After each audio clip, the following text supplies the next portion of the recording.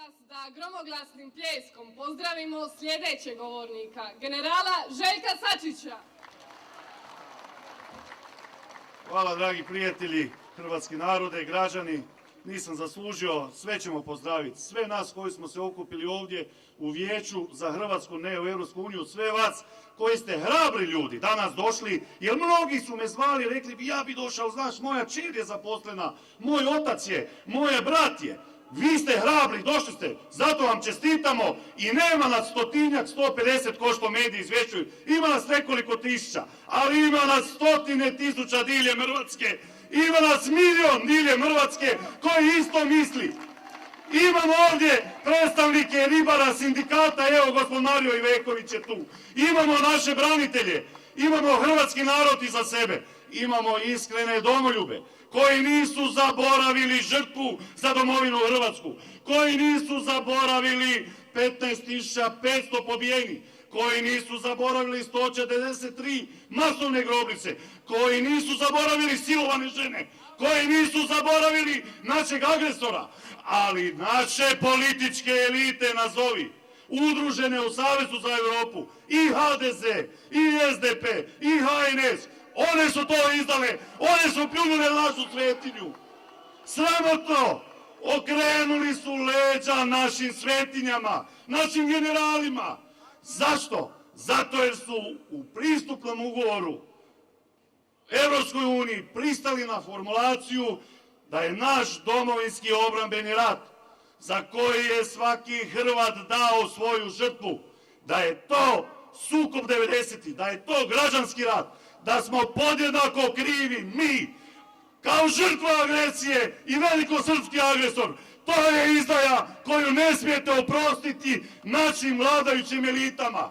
To je ono radi čega morate izaći na referendum i zaokružiti protiv. To je ono što vas vaš zdrav razum nagna da budete protiv takove izdaje. To je ono što su vas vaše obitelji učile, vaš katolički odgoj, da ne smijete biti gluhi, slijepi i njemi na nepravdu. A nepravda je Hrvatskoj učinjena.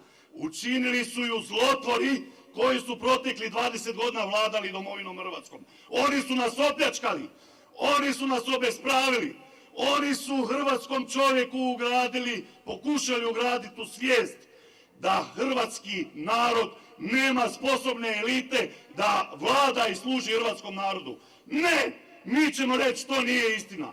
Ima pošteni, mladi, hrabri, odlučni ljudi koji su dali žrtve za domovinu Hrvatsku i koji će dati tu žrtvu. Ali to sigurno nije izdajnička ekipa udružena u Savezu za Europu. Gospodo, put prema Europskoj uniji popločan je izdajama, patnjama, ucjenama. Sjetimo se da su nam oteli naše more, isključivi gospodarski pojas, 25.000 km2 našeg mora gdje su naši pređi branili od Venecije, od svih agresora uspješno. Sada je to Sanaderova vlada dala ovako na korist, na milost i nemilost. Kome? Italijanima, Evropljanima, Bog te pitaj kome, a za uzvrat naše izdajničke političke elite nam govore, eto, hrvatski ribari dobit ćete godišnje 12 miliona kuna odštete. 12 miliona kuna Judini škuda oni nama nude, a oteli su naše dostojanstvo, naš ponos. Carla Del Ponte je rekla, nećete ući u Europsku uniju dok ne predate vaše heroje, Gotovinu, Markača, Čermaka i sve druge. I naše izdajničke elite pristali su na to. To je izdaja, gospodo moja. Zašto je izdaja? Zato jer ta izdaja traje.